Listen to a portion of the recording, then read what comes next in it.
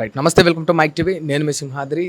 రీసెంట్గా తెలంగాణ నుంచి కొన్ని అంటే ఈ తెలంగాణ కాంగ్రెస్లో విభేదాలు ఉన్నాయి, అంతర్గత కలహాలు ఉన్నాయనే ఒక మాట వినిపిస్తూ ఉంది. దానికి బెస్ట్ ఉదాహరణ ఏంటంటే ఒక బీజేపీ మంత్రి చేసిన కామెంట్స్, మీనాక్షి నటరాజన్ యొక్క రాజ్యసభ నామినేటెడ్ పోస్టుకు సంబంధించిన భర్తీ ఏదైతే ఉందో దానికి సంబంధించి లీకులు అది తెలంగాణ కాంగ్రెస్ నుంచే వచ్చాయనేది మరి ఇప్పుడు తెలంగాణ కాంగ్రెస్లో ఒక కలకలం రేపుతోంది. నిజంగా అందులో వాస్తవాలు ఎంత, అవాస్తవాలు ఎంత, నిజంగా కాంగ్రెస్లో అంతర్గత కలహాలు ఉన్నాయా లేదా అని తెలుసుకునే ప్రయత్నం చేద్దాం. మనతోటి Telangana fisheries corporation chairman Mittu Sai Kumar గారు ఉన్నారు. రైట్ అన్న, వెల్కమ్ చేద్దాం. అన్న నమస్తే. నమస్తే బావరన్న. హ్యాపీ. ఎప్పుడు చూసినా అగ్రెసివ్గా కొంచెం ఫైర్గా కనిపిస్తూ ఉంటారు. రీజన్ ఏంటన్నా? అగ్రెసివ్ అండ్ ఫైర్ అని ఏముండదు. మనము మన వ్యత్యాస వ్యవహారాలకు రాజకీయానికి తోడ్పడం అంతే. మనం ఒక వ్యక్తికి సాయం చేస్తూ ఉంటాం. ఇప్పుడు మీనాక్షి నటరాజన్ గారు స్పష్టమైన గాంధేయవాది,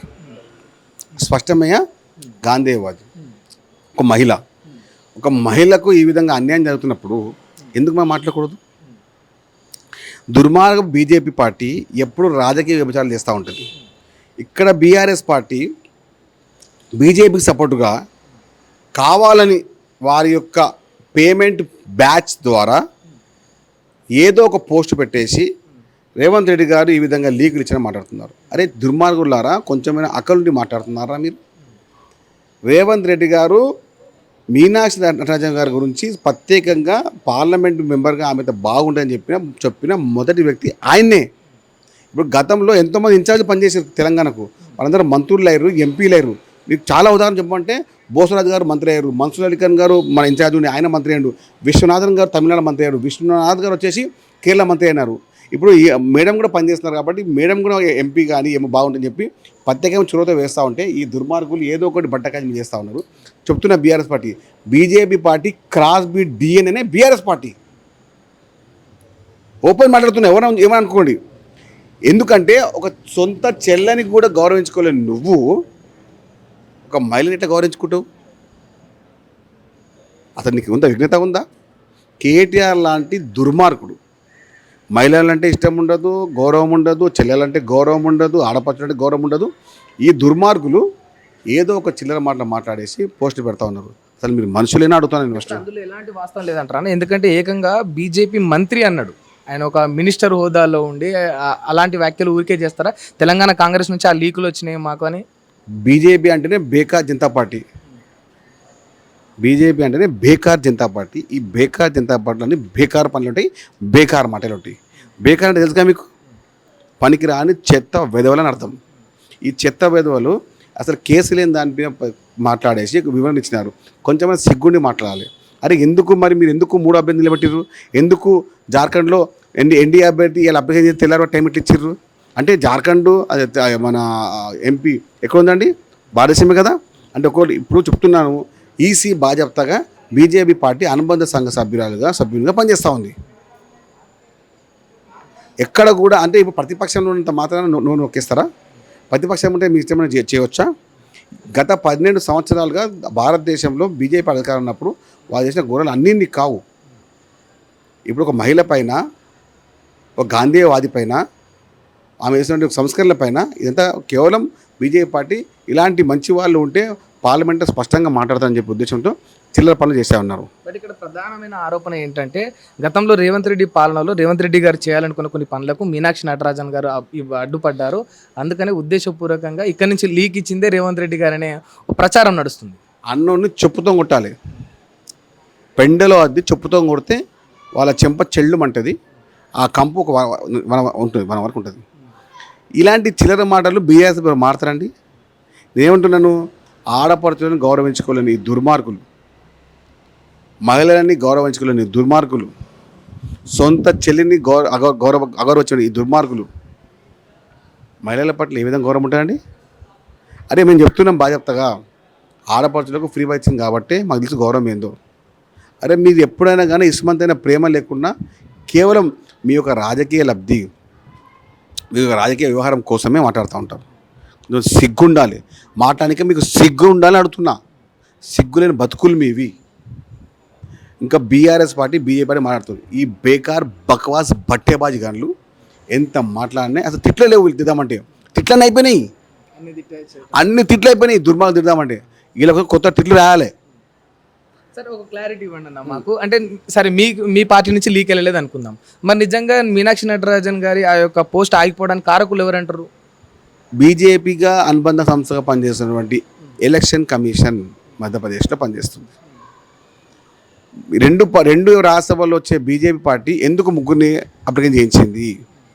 ఎందుకు ఈ మేడం గారి యొక్క నామినేషన్ తీసుకుపెట్టినారు? కారణం ఏంటి? అది చెప్పండి. అది చెప్పరు. మీకేంది? మనకు కావాల్సింది సీటు కావాలి. గతంలో ఓట్ల చోరీ, ఇప్పుడు సీట్ల చోరీ. గతంలో ఓట్ల చోరీ చేసిన కదా దుర్మార్గులు, ఇప్పుడు సీట్ చోరీ చేసినారు. దొంగ ఎప్పుడు దొంగతనం వేస్తాడు, వానికి మంచి అనేది గుర్తు రాదు. వాడు ఎప్పుడు వాని చేతి వాటమే ఉంటుంది, వాడు ఎప్పుడు దుర్మార్గ పని చేస్తూ ఉంటాడు. ఇలాంటి దుర్మార్గులు భారతదేశాన్ని పాలిస్తున్నందుకు ఇక మన నాశనం మనం కోరుకున్నాం. ఎప్పుడైతే బీజేపీ పార్టీ 2014 వచ్చిందో అప్పటి నుంచి భారతదేశం అంతా అడ్డవరంగా నాశనం అయిపోతూ ఉంది. బట్ ఇది రామరాజ్యం నడుస్తుంది, మంచిగా ఒక అద్భుతమైన పాలన నడుస్తుంది, దేశం అత్యధిక స్థానంలో ముందుకు ఎదుగుతుంది అని చెప్పేసి మరి భారతీయ జనతా పార్టీ అంటుంది కదా. నేనేమంటున్నా, ఫేస్బుక్లో నడుస్తుంది, ట్విట్టర్లో నడుస్తుంది, ఇన్స్టాగ్రామ్లో నడుస్తుంది, అదేవిధంగా బీజేపీ పార్టీ సోషల్ మీడియా నడుస్తుంది. పొద్దుల్లోనే భజన బృందం, డప్పు డోల్ బ్యాచ్ కొట్టుకునేవి వాళ్ళు. 20 లక్షల రూపాయలు దుస్తులు ధరించే మోడీకి కేవలం 500 రూపాయలు దుస్తులు ధరించే మీనాక్షి నటరాజన్ గారికి చాలా తేడా ఉంది. మోడీ ఇప్పుడు కూడా ఈరోజు చేసిన పట్ల రేపు ఏడంట. డైలీ 20 లక్షల రూపాయలు అంటే నెల కింద 6 కోట్ల రూపాయలు.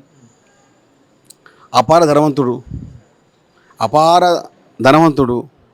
కానీ మోడీ గారి మీద మరి ఎలాంటి ఆస్తులు లేవు, కానీ కనీసం ప్రధానమంత్రి మీద 1 కోటి రూపాయల ఆస్తి కూడా లేదని చెప్పేసి గతంలో వాళ్ళు అనౌన్స్ చేసుకున్నారు. బీజేపీ సంబంధించిన నాయకులే వీరి యొక్క మొత్తం వ్యవస్థని ఏ విధంగా చెప్పారో మీకు చాలా వ్యవస్థ ఉంది. సుబ్రహ్మణ్యం స్వామి గారు మాట్లాడింది ప్రతి ఒక్క మీరు వినండి. సుబ్రహ్మణ్యం స్వామి వాళ్ళ పార్టీ రాజ్యసభ సభ్యుడే కదా, ఆయన మొత్తం చెప్తాడు. కాదు లింక్ కొట్టండి, బయటికి వెళ్తుంది. రీసెంట్గా చెప్పినాడు, మోడీ కన్నా దుర్మార్గమైన పిఎంని ఇక్కడ చూడలేదు, చీటింగ్ నేమ్ మోడీ అని చెప్పి. కాబట్టి బీజేపీ పార్టీ మోడీ ఎవరు కూడా ఎంత రుద్దినా ఎంత వ్యవహారం చేసినా ఒకటే మాట సింహ, ఉదయం సాయంత్రం అవుతుంది, సాయంత్రం రావు అవుతుంది. కాలం ఎప్పుడు ఒకలాగా ఉండదు. అధికారం మార్పు జరుగుతూ ఉంటుంది. ఇప్పుడు అధికారం ఉంది కదా, ఇష్టమైన మాట్లాడుతూ ఉన్నాడు, చేస్తామని చేయండి. కానీ ఒకసారి అధికారం మారిన తర్వాత మీ గతి ఏంది? గత 50 సంవత్సరాలు కాంగ్రెస్ అధికారంలో ఉంది. మేము ఎక్కడ ఇబ్బంది పెట్టలేదు ఎవరిని, ఎక్కడ రాజకీయ వ్యవచారం మేము చేయలేదు, ఎక్కడ కూడా చట్టపరంగా ఏమైనా పని చేసుకుంటూ ఉన్నాం. ప్రతిపక్ష వారికి కూడా గతంలో డిప్యూటీ స్పీకర్ ఇచ్చిన హోదా కాంగ్రెస్ పార్టీది. ఆనవాయితీ తుంగలో తొక్కిన దుర్మార్గులు మీరు, వ్యవహారం చేయాలి దుర్మార్గులు మీరు. చిల్లర మాటలు మాట్లాడి, చిల్లర వ్యవహారాలు చేసి, చిల్లర రాజకీయాలు చేసి, రాజకీయ వ్యభిచారాలు చేసి, చిల్లర వ్యక్తులతో వ్యతిరేక మీకు ఒక గాంధేవాదికి చాలా ఫరక్ ఉంటుంది. మీనాక్షి నటరాజన్ గారు ప్రత్యక్షంగా ఉన్నటువంటి గాంధేవాది. అంటే మీనాక్షి నటరాజన్ గారు ఇప్పుడు రాజ్యసభ సభ్యులు అవుతారంటారు, అయ్యే అవకాశం ఉందా? మరి ఇప్పుడు న్యాయం గెలవాలని కోరుకుంటున్నా, గెలిచే అవకాశం ఉందా? న్యాయం గెలుస్తుందని కోరుకుంటున్నా. న్యాయం గెలుస్తుంది నమ్మకం ఉంది, న్యాయస్థానంపై నమ్మకం ఉంది, భారత రాజ్యాంగంపై నమ్మకం ఉంది. ఎంతమంది దుర్మార్గులు చిల్లర వ్యవహారాలు చేసినా కూడా సమయం వస్తుంది. మంచి కొంచెము ఆలస్యమైన మంచి జరుగుతూ ఉంది. కొంచెం ఆలస్యం కావచ్చు మంచి, కానీ మంచి తప్పకుండా జరుగుతుంది. దానికి వెయిట్ చేయాల్సిన తప్పనిసరి. దుర్మార్గ వ్యవస్థ ఎంత మాట్లాడినా కూడా ఎప్పుడొకప్పుడు గెలుపు న్యాయాన్ని, గెలుపు మంచిదే. సార్ ఒక ఫైనల్ విషయం చెప్పండి అన్న, మీరు ఎప్పుడు చూసినా కూడా అంటే జెన్యూన్గా ఉన్నట్టు మాట్లాడే వ్యక్తులు కదా, నిజం చెప్పండి. నేను అంటే మీరు వాస్తవమే చెప్తారని అడుగుతున్నా. రేవంత్ రెడ్డి గారి గవర్నమెంట్ ఈ 2.5 ఏళ్లలో సక్సెస్ అయింది అనుకుంటున్నారా? 95%తో సక్సెస్ అయిందండి. 90%, 95% అన్ని రంగాల్లో. ఏ రంగాలు చెప్పండి, ప్రతి ఒక్క రంగంలో, ఏ రంగానికి కూడా వ్యవస్థకు, ఎక్కడ సంస్థకు చాలా మంచి పేరు వచ్చే విధంగా అటు ఆర్టీసీ కానివ్వండి, ఇటు రైతులు కానివ్వండి, అటు మహిళలు కానివ్వండి, అదేవిధంగా మన ఇస్తున్న ఇందిరమ్మ ఇల్లులు కానివ్వండి, సన్న బియ్యం కానివ్వండి, సక్సెస్ రేటు తెలంగాణ ఇస్ 95+ ఉంది. 95% ఉంది. రేవంత్ రెడ్డి గారి ఈ 2.5 సంవత్సరాల పరిపాలనకు తెలంగాణ ప్రజలు 95% మార్క్ వేయడం జరిగింది. ఇంకా 2 సంవత్సరాల్లో దానికి 100కు చేకూరే విధంగా పనిచేస్తానికి రేవంత్ రెడ్డి గారు సిద్ధంగా ఉన్నారు. ఆ రాజకీయ వ్యవహారం కోసం ఎప్పుడు సిద్ధంగా ఉన్నాం. చూసారు కదా, ఇది అన్న చెప్తున్న అంశం. ఖచ్చితంగా ఈ మీనాక్షి నటరాజన్ అంశం ఏదైతే ఉందో అది ఖచ్చితంగా బీజేపీ కుట్రబన్ని ఎలక్షన్ కమిషన్ని తన చెక్కు చేతుల్లో పెట్టుకొని ఇలా ఆడిస్తుంది, తనకు ఆ పదవి రాకుండా చేస్తూ ఉంది. ఖచ్చితంగా న్యాయం గెలుస్తుంది. మీనాక్షి నటరాజన్ ఖచ్చితంగా రాజ్యసభ సభ్యురాలు అయ్యి తీరుతారు, మీరే చూస్తారు కదా అనే ధీమా అయితే వ్యక్తం చేస్తూ ఉన్నారు. మరి నిజంగా అవాస్తవాలు ఏంటనేది మున్ముందు తెలియాల్సింది. ఎందుకనంటే ఈ కాంగ్రెస్ నుండే లీకులు వెళ్ళాయని ఒక బీజేపీ మంత్రి చెప్పడము లేదు, అవి బీఆర్ఎస్ బీజేపీ కలిసి రెండు బీ టీమ్గా వర్క్ చేస్తూ వాళ్ళే ఇక్కడ నుండి లీకులు ఇచ్చి మీనాక్షి నటరాజన్ రాజ్యసభ సభ్యురాలు కాకుండా అడ్డుపడ్డారని చెప్పేసి మరి మెట్టు సాయి కిరణ్ గారు చెప్తా ఉన్నారు. Right, thank you.